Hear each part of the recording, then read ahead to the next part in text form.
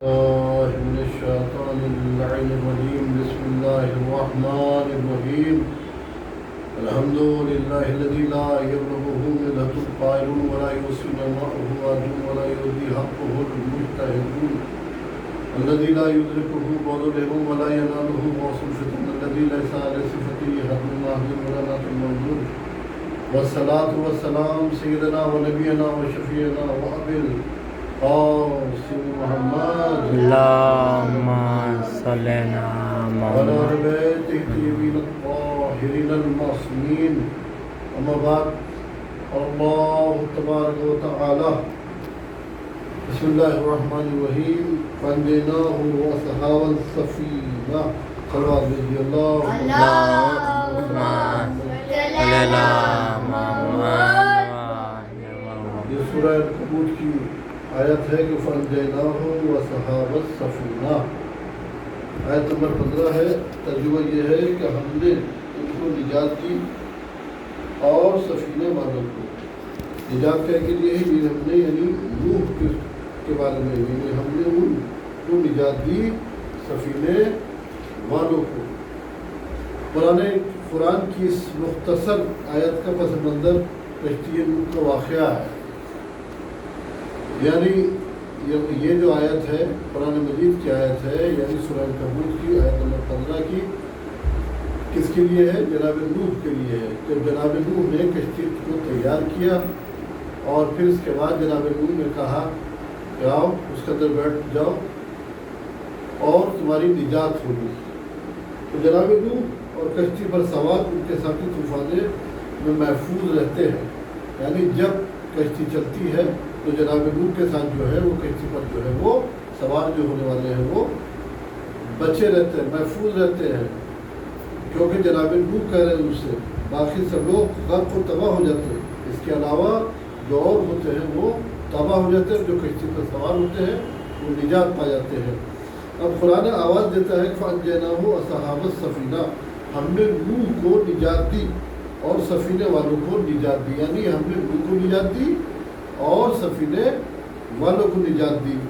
قرآن مجید کی فصاحت و بلاغت پر ہمیں ایمان ہے اور قرآن کی تعریف ہم یہ سنتے تھے کہ زیادہ سے زیادہ مطالب کم سے کم الفاظ میں بیان ہو.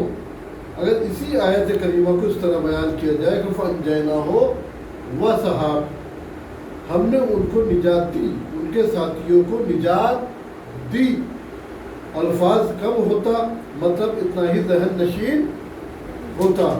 صلوات بھی دیجیے آپ لوگ.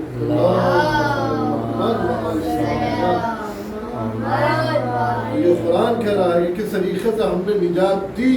اس میں ایک لفظ ہے سفینہ. سفینہ یعنی کم ہو جاتا ہے.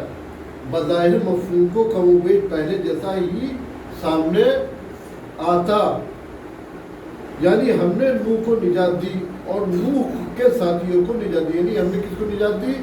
نوح کو نجات دی اور ان کے ساتھیوں کو نجات دی. یعنی جو کشتی پر سوار تھے ان کو نجات دی ہم نے، اور جو کشتی سے دور ہو گئے وہ فہو غرق یعنی ڈوب گئے، فنا ہو گئے.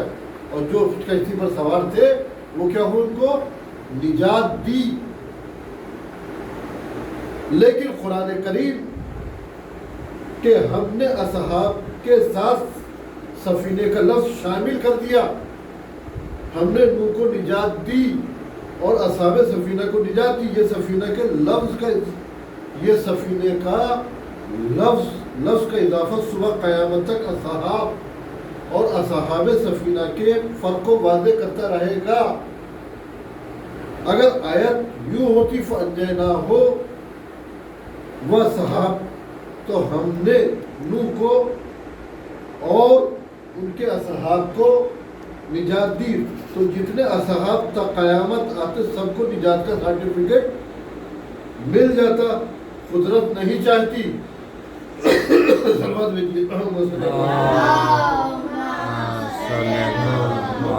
قدرت نہیں چاہتی کہ بلا تخصیص اصحاب نبی کو پروانہ جنت مل جائے. کون نہیں چاہتی؟ یعنی قدرت نہیں چاہتی اصحاب نبی کو پروانہ جنت مل جائے.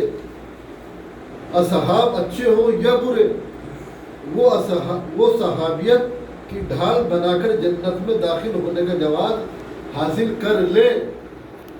اسی لیے قدرت نے اصحاب کے ساتھ سفینے کی شرط کیا ہے لگا دی, سفینے کی شرط لگا دی. اب وہ صاحب جنت میں جائیں گے جو سفینہ اہل بیت پر سوار ہوں گے.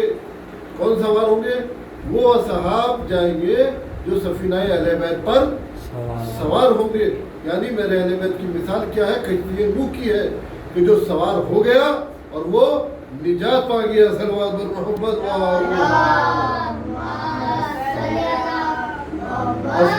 اصحاب نبی ہونا اور بات ہے اور اصحاب سفینہ ہونا اور بات ہے. صلوات محمد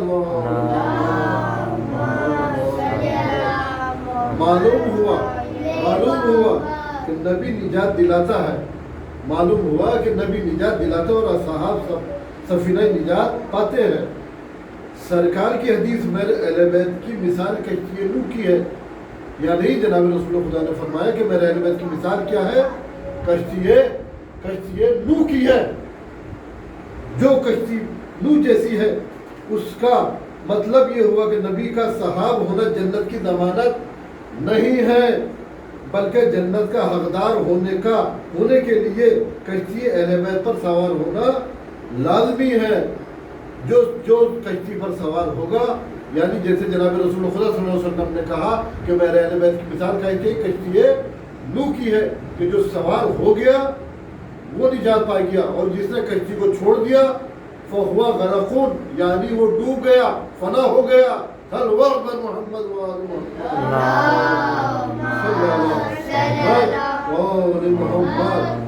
یہ ہے کہ جو کشتی پر سوار ہوگا وہ نجات پائے گا اور جس نے کشتی کو چھوڑا فہو غرقون وہ ڈوب گیا یعنی جس نے اہل بیت کا دامن پکڑ لیا وہ نجات پا گیا اور جس نے اہل بیت کو چھوڑ دیا وہ فنا ہو گیا. یہی ہے کہ جناب رسول خدا صلی اللہ علیہ وسلم نے امام حسن امام حسین کو جگہ جگہ پر بتایا, پہچانوایا ہے کہ پہچانو, جانو کون ہے یہ جنت کے پھول ہیں, یہ جوانان جنت کے سردار ہیں کہ جتنے ان کو تکلیف دی اس نے مجھے تکلیف دی. یہ کس کی ہے؟ یہ کون فرما رہا ہے؟ رسول فرما رہا ہے. کس کے لیے فرما رہا ہے؟ اپنے نوازوں کے لیے فرما رہا ہے کہ یہ جنت کے سردار ہیں, یہ جنت کے سردار ہیں کہ اگر وسیلہ چاہتے ہو, اپنی نجات چاہتے ہو تو ان سے متمسک رہو. یہ کبھی کسی کو اس طریقے سے یعنی یہ خصوصیت ہے امام حسن مجتبیٰ کی, امام حسین مجتبیٰ کی کہ مسجد کے اندر گئے آپ اور دیکھا کہ بوڑھا وضو غلط کر رہا ہے. جب آپ نے دیکھا کہ وضو غلط کر رہا ہے تو آپ نے اس کو ٹوکا نہیں, آپ نے اس سے کہا نہیں کہ تو بوڑھے غلط وضو کر رہا ہے. اگر ہم کسی جگہ پہنچ جائے اگر کوئی غلط وضو کرے تو ہم اس کو ڈانٹ ڈپنے لگتے ہیں, اپنا انداز اپنا بدلنے لگتے ہیں. لیکن یہاں پر بیٹھ گئے خود امام حسن مجتبیٰ, امام حسین مجتبیٰ اس بزرگ سے کہتے ہیں کہ آپ یہ دیکھیے کہ کس کا وضو صحیح ہوتا ہے, پھر اس کے بعد آپ فیصلہ کیجئے گا. تو اس بوڑھے سے کہا جناب امام حسن مجتبیٰ نے, امام حسین السلام نے, کب دونوں نے وضو کیا. اب اس بوڑھے سے کہا یہ بتائیے ہم دونوں میں کس کا وضو صحیح ہے. تو بوڑھا کہتا ہے کہ آپ دونوں کا وضو صحیح ہے بلکہ میرا وضو غلط ہے. یہ بتانا چاہ رہے ہیں کون, کس طریقے سے میسیج دے رہے ہیں. الحسن والحسین سیدہ اہل شباب جنہ, یہ حسن حسین جنت کے سردار ہیں اور ہر جگہ پہچانوایا. لیکن کسی نے مسلمانوں کی قدر نہیں کی.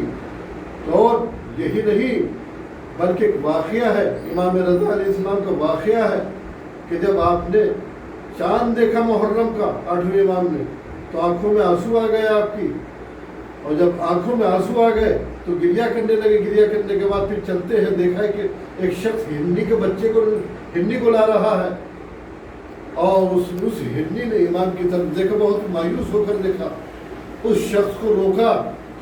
8ویں امام امام رضا علیہ السلام نے روکا اس شخص کو, اے شخص رک, اسے ہرنی کو کہاں لے کے جا رہا ہے؟